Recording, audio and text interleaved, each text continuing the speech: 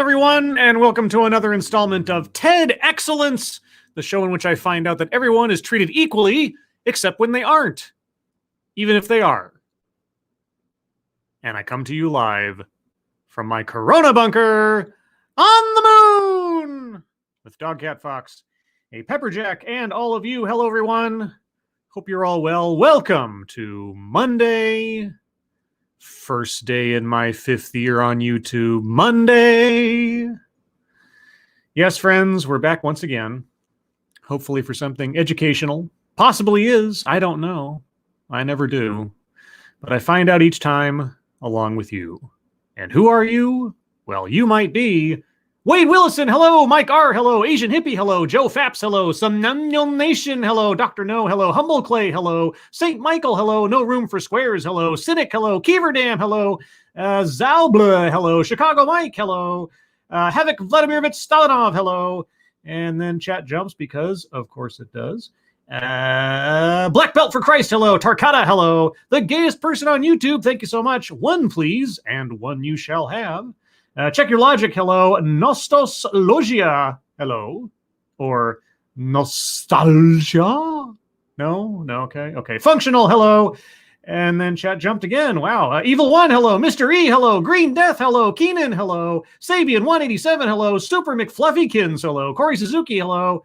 Where did things go? Dina B, hello. Megan Ring, hello. Bookworm, hello. Pink Hall, the Driving Ape Man, thank you so much for the communistic thumbs up. Twisted Skipster, hello. Thank you, Killer Turnus. Hey, Scribbles, had crosslink cornea-related surgery on 6th. Listening to you helped entertain me on my recovery. Oh, I hope things are going okay. I had eye issues about a year or some odd ago. You might know or not know. It was not fun. I hope you heal up quick. Be gentle and take your time with it. Yeah, I won't go into the story, but some of you know. Revinindix, hello. No Name, hello. The Luke Skywalker 2, hello. Spyro Girl, hello. Crimson Tiger, hello. Fernanda, hello. Johnny Stoffel, hello. Mr. Tickle Trunk, thank you so much. Hello. Was that a hyacinth bouquet? Hello. Hey, Camel, hello. And I got it. Nostalgia or nostalgia? Yes. All right, everyone, what do we have on deck for today? Well, first and foremost, new version of the bingo card is in the description. Be sure to get the link in the description with the new bingo card as these sirens are coming after me. They know what I'm up to, guys. Okay. No, they're still going. Go away. I said go away. That's right. Fade in the distance. That's right. What the Doppler effect. Go away. Go away. No. Okay, anyway, yeah, new bingo card in the description, guys. Things have been mixed up a bit for variety's sake. I think I used that version of the bingo card long enough. This is a relatively short one at only 6 minutes. So there you go. And what is this one about? Well, this is about gender bias and the female sexual health revolution. What does that mean? I don't know, but we'll find out together. So with that, per usual, I will start off with a few seconds for your sound test. Let me know if you can hear it, and then we'll proceed.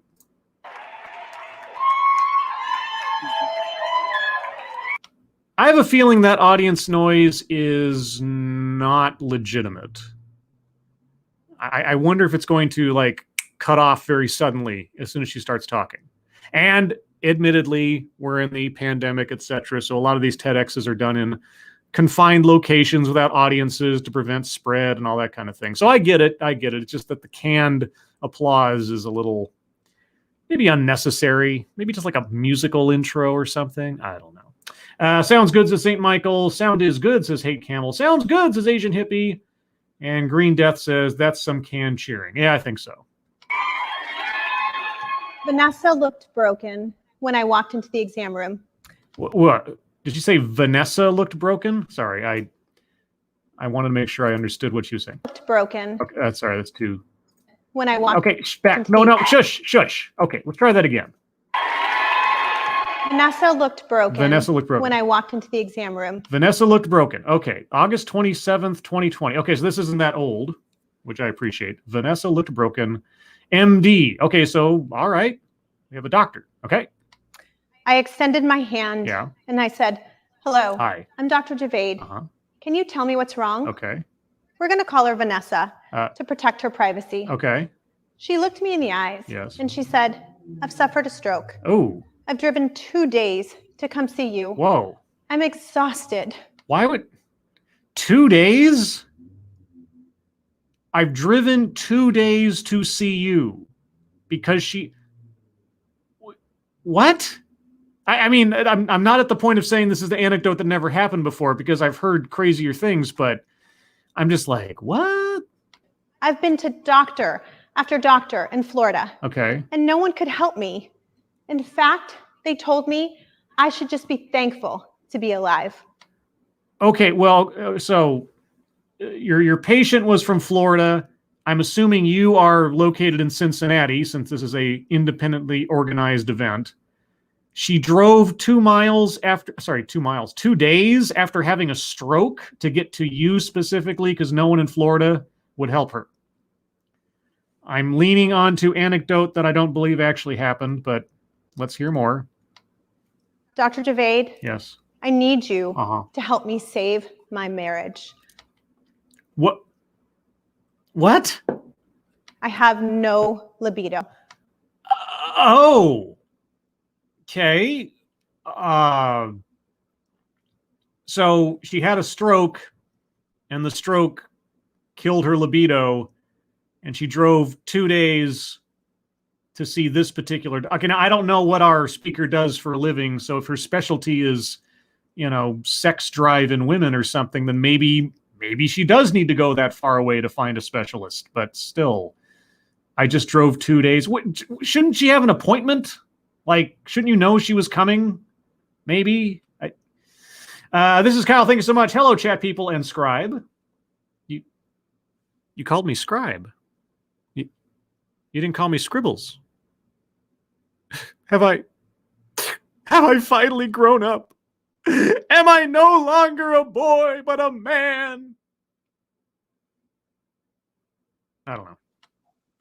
During our 1-hour-long discussion. Wait. She drove 2 days and you only gave her an hour? Come on. I pointed out to Vanessa that there were multiple treatment options available for her. Okay. I'm sorry. I know it's mean. Maybe she's not lying, but I tell you, that story doesn't sound legit. So free space, circling that one. Anecdote that probably never happened, circling that one. Remember, guys, get the new version of the bingo card. Links in the description so you can follow along. Thank you, Mr. Tickle Trunk. You'll always be our Scribbles. Oh, we'll always have Paris.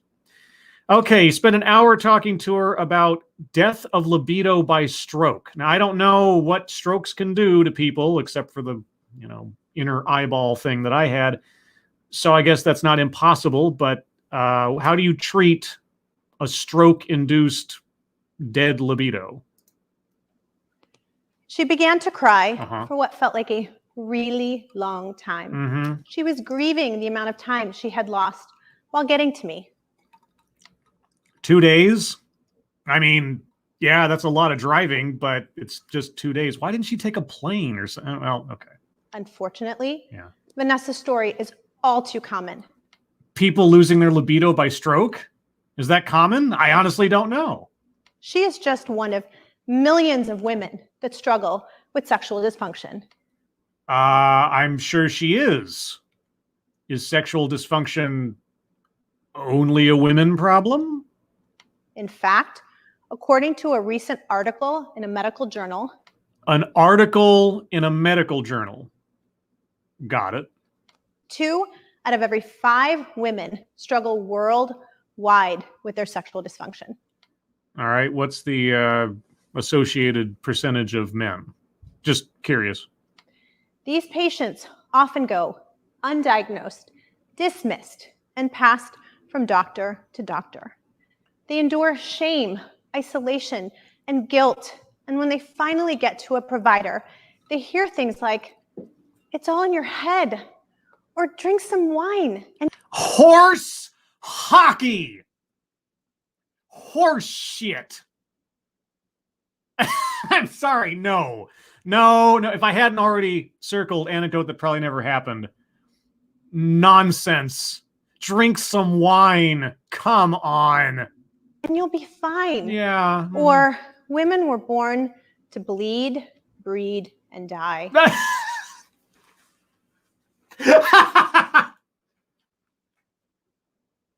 What? Am I living in an episode of Mad Men or something? Really? Modern day health professionals are looking at women with sexual dysfunction problems and saying, drink a glass of wine, or, you were just made to bleed, breed, and die. Come on. Come on, lady. I wish I was making that last statement up. Okay, here's the thing. I know you're not making the statement up. I know that has been spoken out loud by human beings at one point or another in the past, but it is not common. That is not some kind of endemic thought path of medical professionals in the 21st century. Give me a break, lady. Thank you, Mr. Tickle Trunk. Where? Yeah. Show me the medical professional that gets away with looking a patient in the eye and saying, women were just made to bleed, breed, and die. Yeah. Thank you, Mr. Tickle Trunk again. When? If you're going to go through all the journalist questions, just put them in the chat. You don't have to super chat them. It's fine. Okay. Thank you, Mr. Tickle Trunk. Who? And thank you, Drew W. Are these Islamic doctors? Oh, no. Okay. You wish you were making that last one up. Yeah, I'm sure you do wish you were. And I'm not saying it was never spoken. But that was just said to my patient a few months ago by her gynecologist. Her gynecologist said that women were made to bleed, breed, and die. Did this gynecologist say it seriously? Were they joking? If they actually said it at all? And if they actually did say it, your patient, you advised them obviously to file a formal complaint with the medical board of wherever they were at, because that's a little bit, I think, at the very best, unprofessional. Okay. Was this same patient you're talking about, Vanessa? Was that what Vanessa told you her doctor said? Okay. These repeated dismissals are what have led to up to an 8.5-year delay in diagnosis in medical conditions for women. 8.5 years of suffering in silence. 8.5 years of feeling like they were broken. And you learned all this from an article in a medical journal.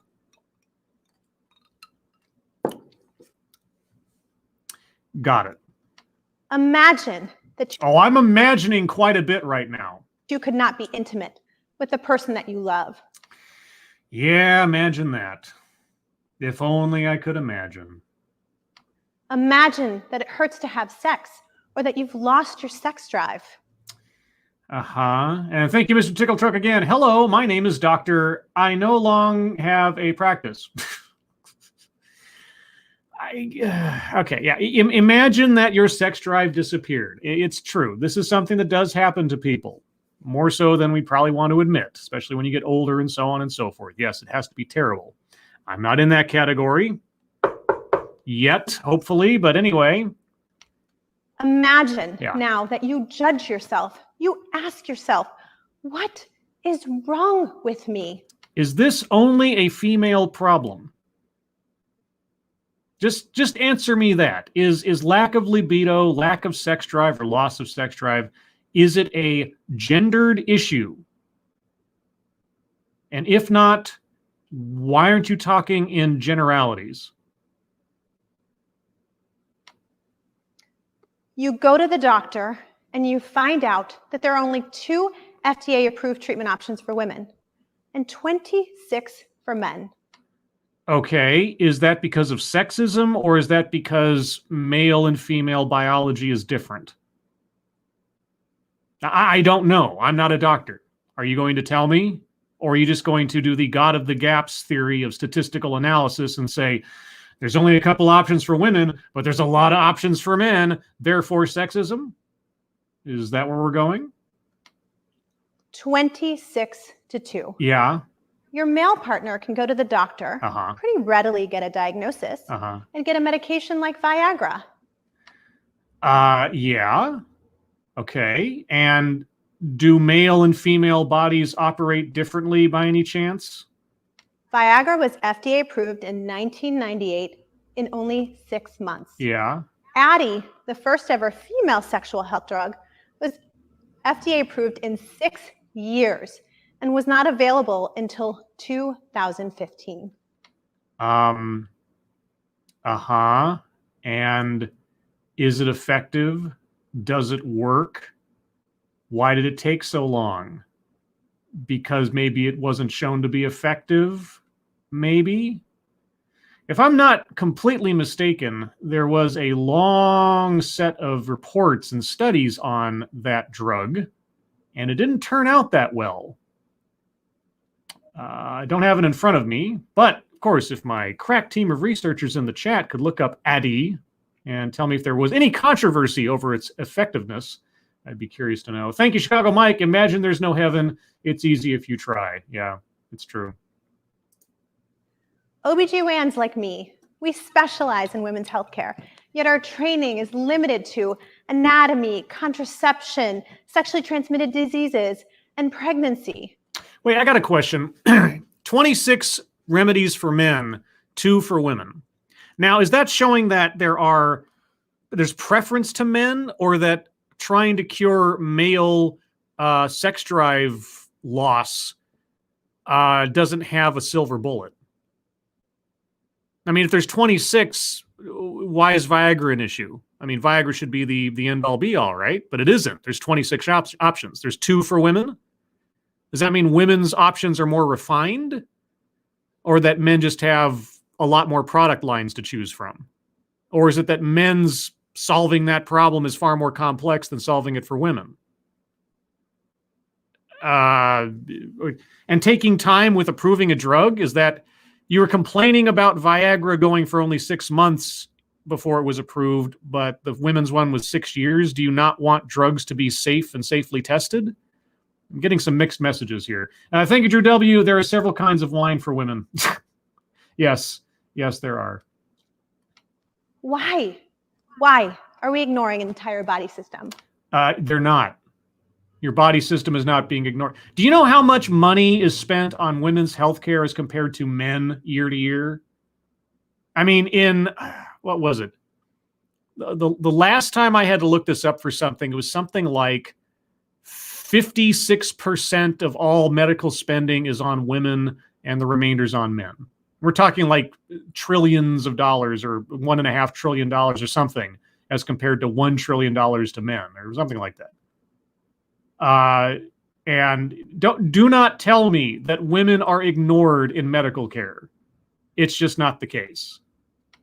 Why are we ignoring the sexual health care of millions of women?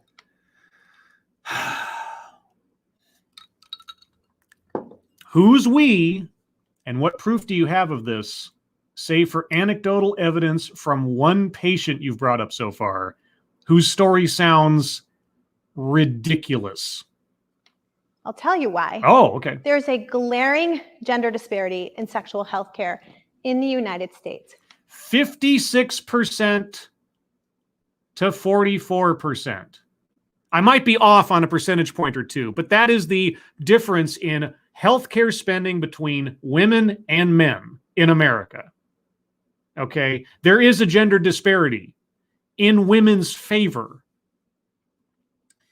Johnny Stoffel, thank you so much. Or is it that Viagra is now open to generic/other? Well, when she says 26 options, I don't know if she means brand names or actual differentials in medicine themselves. So I don't know. Women's healthcare lags behind in research, funding, and female leadership. Oh, female leadership. Why is that important? So male doctors are less effective at doctoring than female doctors when it comes to female issues. Okay. So only women should work on female sexual health then? Well, it sets you up for a job, I guess.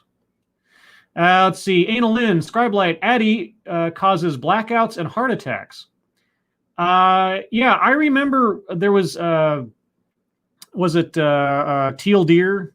Yeah, people are bringing it up in chat. Yeah, Teal Deer, the YouTuber, he did a long series regarding the creation, the approval process, the effects of the female Viagra, quote unquote.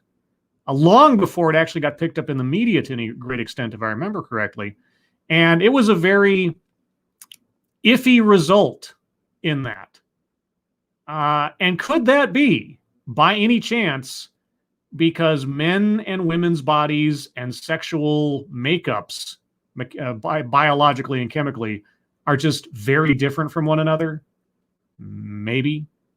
And thank you again, Mr. Tickle Trunk. I'd love to know if Cialis and Viagra are two separate methods in her eyes. I don't know. She hasn't said. But because there's more kinds of male stimulants, let's say, versus women, that means that men are getting preferential treatment, or men are just being conned more easily. Women, our decisions about our bodies, about our very healthcare, are not in the hands of women. Annalyn also brings up a very good point. Viagra gives men the ability to have sex, not the desire. Right. Viagra helps with the mechanics of sexual arousal, not necessarily the psychology or the internal libido for it. You know, I mean, it's got to be hell if you have the libido but not the mechanics. But if you have the mechanics and not the libido, etc. And again, it's a lot more difficult to figure out how to solve something that could be psychological in a woman, whereas with a man, it's just, well, can you make them erect? And then they are ready to perform sex. The desire or psychology is all up to them, of course. Of course. They're often treated by protocols that are only studied in men, leading to a dangerous one-size-fits-all approach. Such as? And in survey after survey, female patients report feeling gender bias at the hands of their providers. Feeling.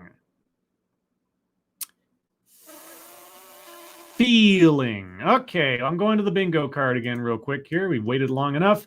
Self-vilification or wretchedness? No. Systemic institutional? Sure sounds like it, doesn't it? I'll hold off on that real quick. Did she actually say systemic? I can't remember now. My mind's been boggled. Weightless example. Surveys where people feel things. Yeah, weightless example. Word salad. I've understood things so far. Leaves out vital context. Yes, about the number of remedies for men versus women, what that actually means. Also, the results of ADI or AGI, however you call it. Takes credit for something done, experienced by others in their demographic. Not specifically. White supremacy, no. A list. Did she give us a list? Remind me, guys. I don't think she did. Privilege, no. Well, I mean, she's implied it, but equity. Yeah, we're talking about equity. I mean, it's in the gender bias, etc. She's looking for equality of outcomes, i.e., the number of remedies for sexual drive. Plays victim. She hasn't played victim yet. She's talked about her patients and such. Attempt to coin new buzzword, buzz phrase. Not that I can tell. Wage gap? No. Patriarchy? It's implied. I will wait until the end to circle it if I do. Feminism? She hasn't said it yet. Or anything too much in the aggregate. We'll see. Mind reading assumes motives. Yeah. Assumes the motives of male doctors are obviously out to diminish women's ability to have sex because, you know, that's really big on our list as men. Toxic? No. Marginalized? Marginalization? Not specifically. Make something about race, sex, etc. for no reason. I'll wait on that one. Childhood or family anecdote? No. Contradicts own point or argument? I'm going to wait on that one too. Benevolent condescension. I don't know that women. I'll wait on that one too until I can argument otherwise. Microaggressions, unconscious bias. Well, she's obviously talking about the unconscious bias of men against women, even if they're medical doctors, and the feeling that they're being ridiculed or something. Thank you, Drew W. Bill Cosby was able to get the women in the mood with just a glass of wine. Why does she discount his studies? Oh, God. Oh. Some animation says, Scarlett, all she's talking about is the marginalization of women.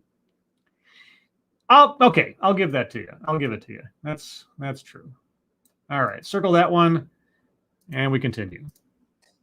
And despite what we see on TV and in the movies, or here with our musical lyrics, culturally, the US is far behind the rest of the world when it comes to their views on sexuality. Wait, musical, what do you mean? I've already circled lack of context, but what do you mean we're far behind? Who should be our role model then?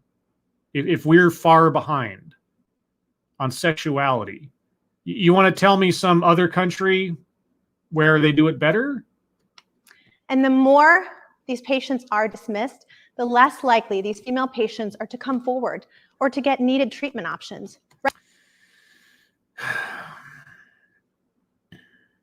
Dismissed. A woman goes to the doctor who has had a stroke. I'm assuming in her head, because you can have strokes elsewhere, but okay, strokes at all. Reports that she has lost her ability to get sexually aroused, and the doctor tells her, go drink some wine. The example you have given is not believable. And even if that one anecdotal example is true, because there are quacks out there, don't get me wrong, there are bad doctors out there, that is not emblematic of the healthcare system writ large, and you know it. So you haven't convinced me of anything yet. You haven't defined anything, and we don't take sexuality seriously. Well, I guess it depends on what you mean by that. So give me something to contrast that statement with. Give me a country where sexuality is taken seriously in your opinion. Are you going to do that? Nope. Rendering them invisible. Yeah, huh? Women are invisible patients. Horse hockey. But I believe that there is hope. Oh, well, if you believe there's hope, because the rest of us are just, it's a done deal. Women just aren't important. Never mind the amount of spending we give women versus men in medical care every year. Never mind that. Never mind that everybody's got a mom or a sister or a wife that they want to take care of, or a mother. Never mind any of that. Women are invisible. Nobody cares about women. Boy, you got me there. I totally believe you. I believe the women's sexual healthcare revolution is happening now. How could it? How could it happen now? This country has an unhealthy perspective on sexuality, and the medical industry writ large actually goes against women having healthy sexual lives. So how could this revolution be taking place? What are you talking about? You've just told me that we're in a practical wasteland when it comes to female sexuality in this country. Oh, but now there's a revolution? Oh, well, tell me how. I opened Her MD 5 years ago in Cincinnati to give all women a safe place to get treatment for their sexual health care. Oh, this is a sales pitch. Okay. Now things are starting to make sense. I mean, a little bit. Thank you again, Mr. Tickle Trunk. What she hasn't said yet is that she went to a doctor of optometry and got joke advice. Yep. Thank you, Mr. Tickle Trunk.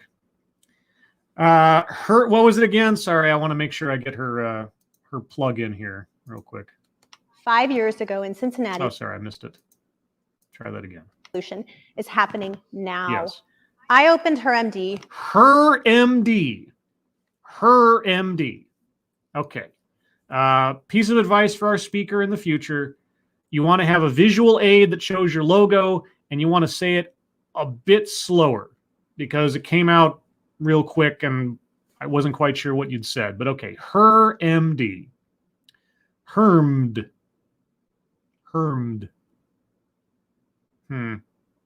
5 years ago in Cincinnati to give all women a safe place to get treatment for their sexual health care. We provide access to sexual health care counseling, surgery, medications, and imaging. We participate in clinical research trials that are improving female health care as we know it. Okay, so the rest of the medical industry is bad for women. You are the shining light in the darkness. Buy my book. Buy my book. Okay. We recognize that female healthcare is complicated. I wish it was as simple as writing a prescription for a patient, but that would be like giving her a car, filling it with gas, and forgetting to give her the keys. And so then, by your own example, you wonder why there are only 2 options for women when it comes to sexual aids. If women are not complicated, which is it? Which is it? Okay.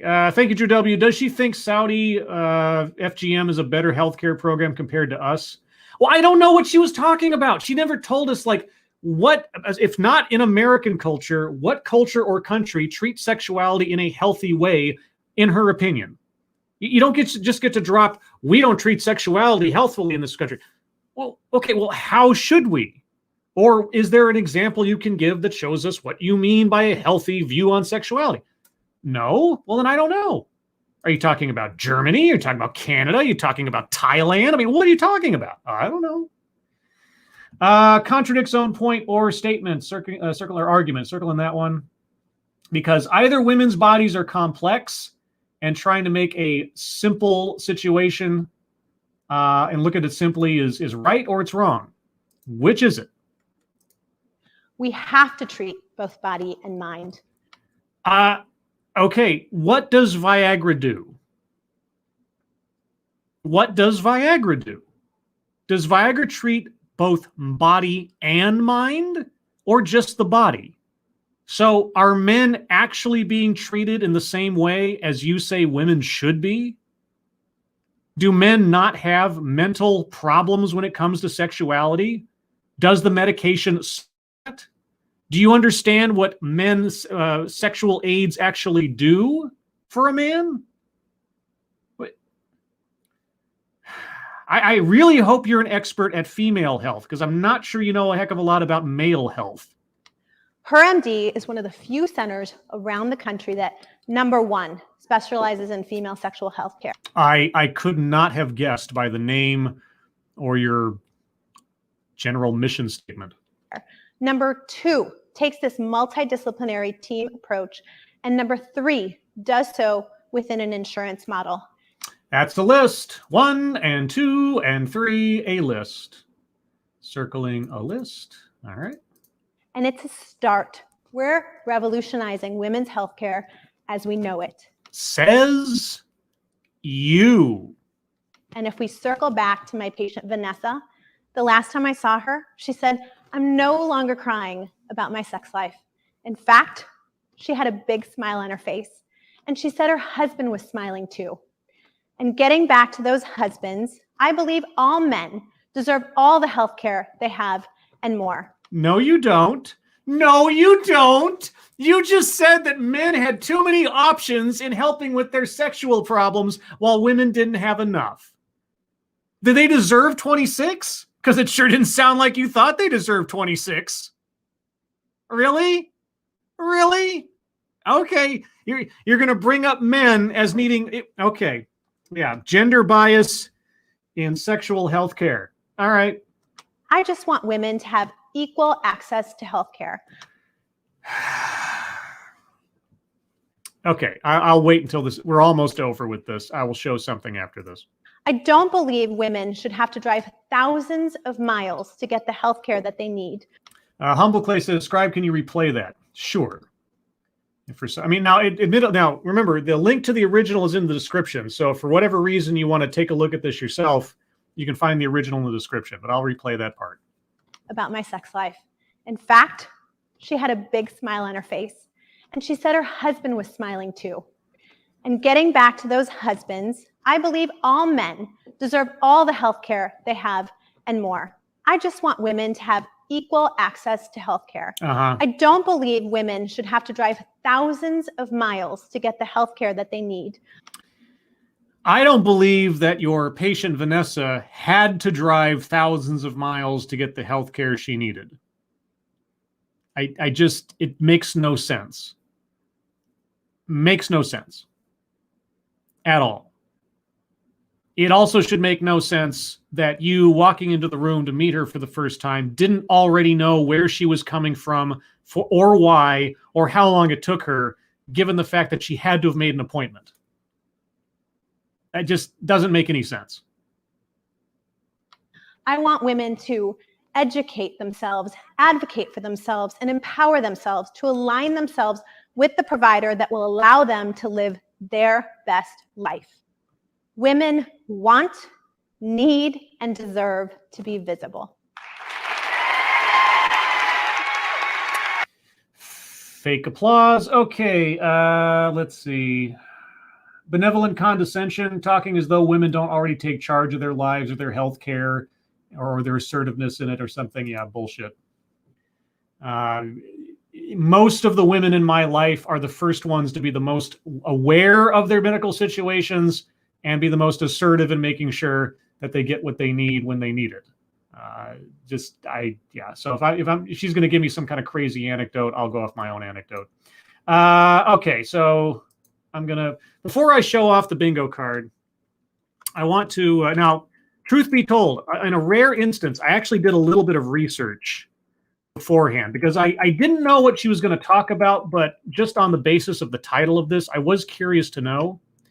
So let's see, does this show up okay? I can't tell. All right, here, I'll do this just for a second here. Okay, so for reference, this is the U.S. personal health care spending by age and gender from 2014. Now, as far as I know, and I could be wrong, but this is the most recent breakdown of the numbers available from 2014. If there's a more recent one from a government agency, I don't know what it is. But anyway, top payers. Overall, female spending reached $1.4 trillion in 2014 and accounted for about 56% of total personal health care spending. Male spending totaled over 1.1 trillion and accounted for the remaining 44%. So as far as in aggregate spending on healthcare, women have much more spent on them than men do. Now, does that speak as to the quality of the healthcare and everything else? No, but odds are, being what they are, they're not being left behind in the healthcare system or situation. Anyway, on to the bingo card. Oh, sorry, real quick. Thank you, Drew W. Her patient found a boy toy and her husband found out he's a watcher. Yeah, she got prescribed some cuckoldology. And thank you, Mr. Tickle Trunk. I'm beginning to see her point. We also need more options for males wanting abortions. Women have them all. Oh. Okay, on to the bingo card. Let's take a look at what we have here. So, self-vilification or wretchedness. No, that was never happening. Systemic institutional. Well, she's talking about the medical system, the healthcare system, being biased against women. So I'm gonna take that one there. Okay, moving on. Word salad. I don't know that she was going through anything that didn't make any sense. There's things that, I mean, caused me to do a double take, but not like it was gobbledygook. So I'll sit on that one. Takes credit for something done, experienced by others in their demographic. No, not really. White supremacy, no. She never brought up race. Privilege. I'd be stretching if I circled privilege. I mean, I guess you could say male privilege. Yeah, you know what? I will circle that one. On the basis of male privilege, I'll circle that one. She was very heavy on that point. Plays victim. I mean, by extension, I suppose, but she never, like I said, she never belittled herself or made herself feel or sound like she was the target of anything. She's talking about women writ large. So I don't know about that one. Attempt to coin new buzzword, buzz phrase. I'm not going to call her business name a buzz phrase because it's a business name. So, yeah. Wage gap? No. Patriarchy? Well, she did talk about how male doctors are poisoning the female, etc. So I'll circle patriarchy. Feminism? Again, if I was being very generous, I could stretch and say that feminism is in there, obviously, but I don't know. I'll ask you. I'll see what you guys think in a second. Toxic? No. Make something about race, sex, etc. for no reason. I mean, lack of libido, but it's all about. So there wasn't no reason. She had a reason to bring it up. Childhood or family anecdote? No. Okay, so this is what I've got so far, guys. I will take any arguments for squares not already circled. Let's see. Your boy Pat. It's never enough for women like her. They want everything for free. Well, she was making a sales pitch. That's the other thing you have to keep in mind here is that everything leading up to when she mentioned her business, she's trying to sell her product. So everybody has to be wrong, but her version has to be right in order to make the sales pitch. It was not a very good sales pitch because she only really mentioned the business name once and kind of mumbled through it, and she didn't have any visual aids for it, which would have helped. I've seen better sales pitches on TEDx stages before, so Humble Clay, she called her medical firm revolutionary, ignoring all of the already established OBGYN clinics, takes credit. Oh. You know what? That's not a bad argument. That is not a bad argument. Okay, like she's the one. Yeah, okay. All right. That's a good argument. I'll take that one. All right. Card thus updated. Still no bingo, unfortunately. I don't know what would have happened if we'd used the old card. I mixed them up for this one. Let's see. Lexi Mads, feminists are the only ones who victimize women. Some emulation. I agree with your card, Scribe. No bingo today. Not yet, anyway. Lexi Mads, wage gap could be argued since women don't have access to health care.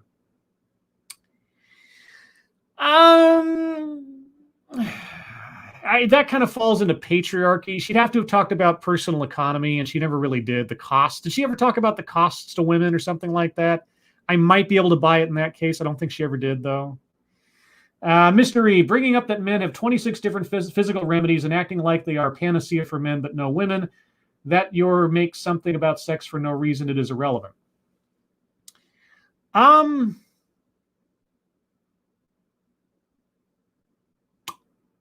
That's not a bad pitch. Okay, chat, I'm very much on the fence with that argument. It's not bad. So Mr. E's argument for the last square here in a bingo, bringing up that men have 26 different physical remedies and acting like they are a panacea for men, but not for women, that makes your something about sex for no reason, it is irrelevant. You know, especially when she said treating women in mind and body, and they want equal treatment for men, but not acknowledging that male sexual aids just deal with the physicality of it, not the mentality of it. I don't know. Guys, you tell me, does Mr. E's argument constitute making something about race, sex, etc. for no reason? If you think so, put a 1 in the chat. If you don't think so, put a 2. Let's see.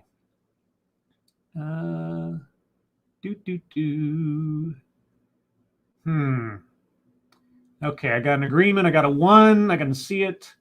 Lexi Mats, now you're looking at chat, Scribe, like this whole talk basically fuck reform. We know it is fuck reform.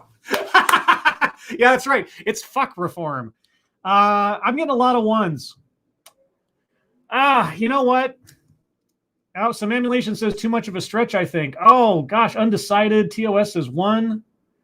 Oh, boy. Yeah, I know, right? It's right on the edge. I'm just like, oh, is it?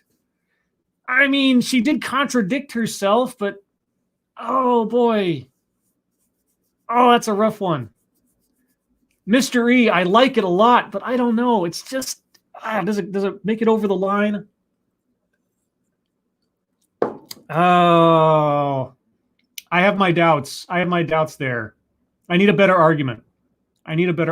Her contradicting herself by talking about mind and body with women later on, but complaining about how many, remedies there are for men and actually what they do contradicts own argument. That makes sense.